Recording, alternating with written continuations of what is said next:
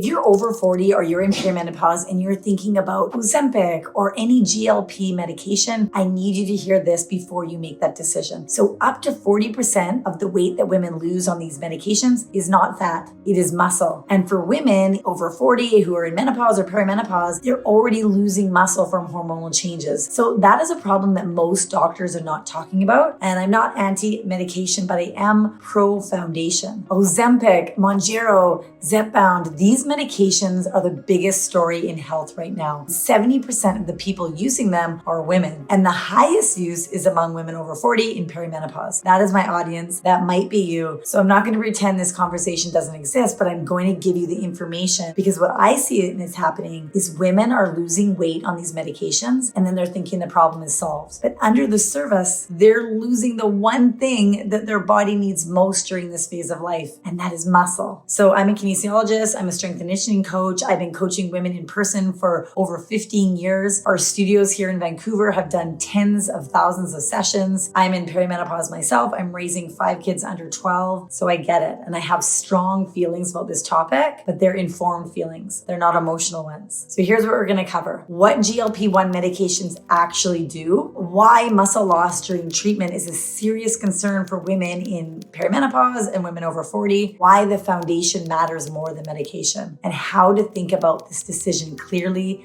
and honestly. Let me explain what these medications actually do, because the conversation online is often either this is a miracle drug or it's poison. Neither is accurate. So GLP-1 medications, they essentially mimic a hormone that your body already makes. And that hormone helps regulate appetite, blood sugar, and how your body processes food. But when you take these medications, your appetite might drop significantly. So you're going to eat less, you're going to lose weight. So when you lose weight on a GLP-1 medication, you do not just lose fat. The research published this year shows that up to 40% of weight loss on the high efficacy GLP-1 medications is lean body mass. That is muscle. Now, for a 30-year-old with plenty of muscle to spare, that might be manageable. But for a woman over 40 in perimenopause or menopause who's already losing muscle from hormonal changes, that is a completely different equation. And I think this isn't talked about enough. Like, you're taking a body that's already in a state of accelerated muscle decline and adding a medication that accelerates it further. The result is something researchers call sarcopenia obesity. So that basically means that your weight on the scale looks normal, your BMI might be healthy, but your actual body composition is severely compromised. So here's my position, and it is an informed one, okay? Again, I'm not anti-medication, I'm pro-foundation. I know, what does that mean, right? It basically, if a woman comes to me and she's considering a GLP-1 medication,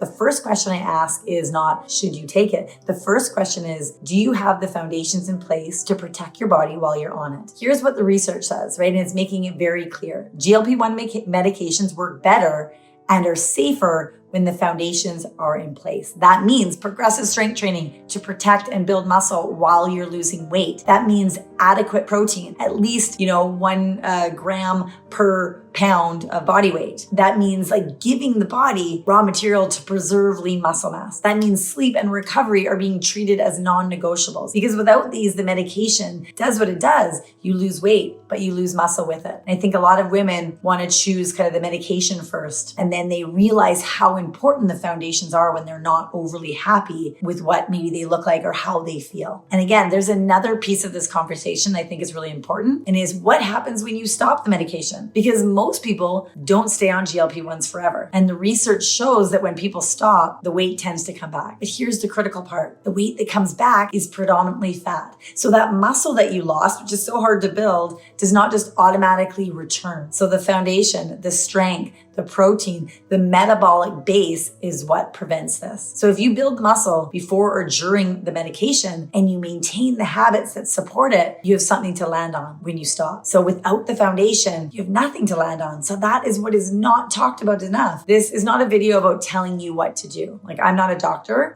This is a conversation that you should definitely have with, a menopause informed provider. And we work with many of those within our clinic. But here's how I think women should approach this decision when it comes to my personal experience. First, ask yourself honestly, are the foundations in place? Are you strength training progressively and consistently?